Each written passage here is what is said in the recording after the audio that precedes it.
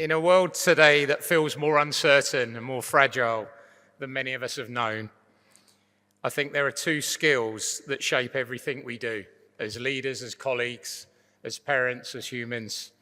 And they both sit inside one word, and that word is understanding. Understand. And understand truly means to stand in the midst of something and not above it. The first skill, I would say, and probably the most valuable in the world, is how we understand ourselves. And before we decide where we're going, we have to know who we are. And when we know this, and we can show up without armor, without editing ourselves to fit, then we know that we perform at our best and we are at our best as people. And that takes honesty and often a great deal of vulnerability. And it isn't static, because who we are evolves, and of course the world is evolving very, very quickly around us. The second skill, though, is understanding others. And today that's become more harder than ever. The world is moving faster, we're more disconnected, we work more remotely. Certainty is rewarded more than curiosity, for sure. And at the same time, the world feels just so much more volatile and more complex than many of us have known.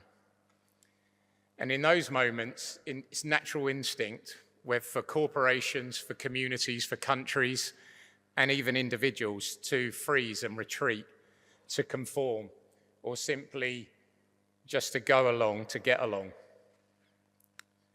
But that's when leadership asks something really different from each of us: the courage to stay present, to slow ourselves down, and act in line with our values, even sometimes when that feels uncomfortable. My youngest daughter, I heard Jennifer talk about her sons and the world she wants earlier from LSEG. My youngest daughter, Florence, is actually here with us tonight. Serendipitously,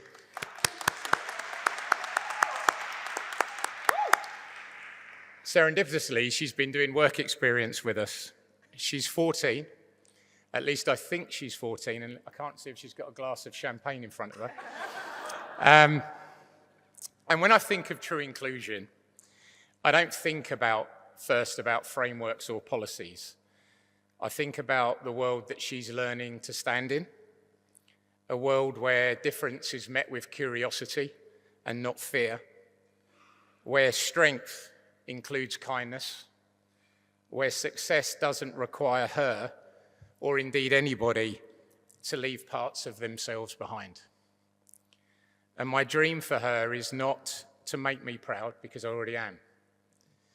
My dream is that she makes herself proud, that she can walk into rooms like this that many of us couldn't, and do things that I might not dare try, and speak with a voice that never questions who she is, or indeed what she's worth. And I want that for everybody.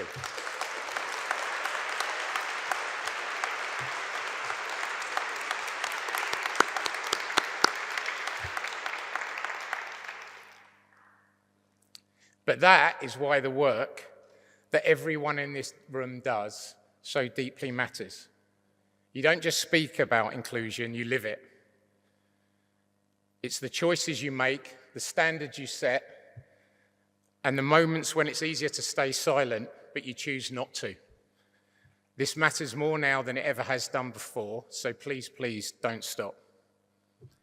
I'd like to use this opportunity to say a heartfelt thank you to our Vanguard Suki and all of the team at INvolve and Ordelis, who do a fantastic job in bringing us all together and continuing to bring the communities together to give us this sort of hope that we get from evenings like tonight when sometimes it's hard. I'd also like to thank the sponsors of this evening who put their money where their values are, and there's been less of that of late. And to everyone I work with at RELX and LexisNexis Risk, because culture isn't created by any one person or one policy. It's been created by everybody.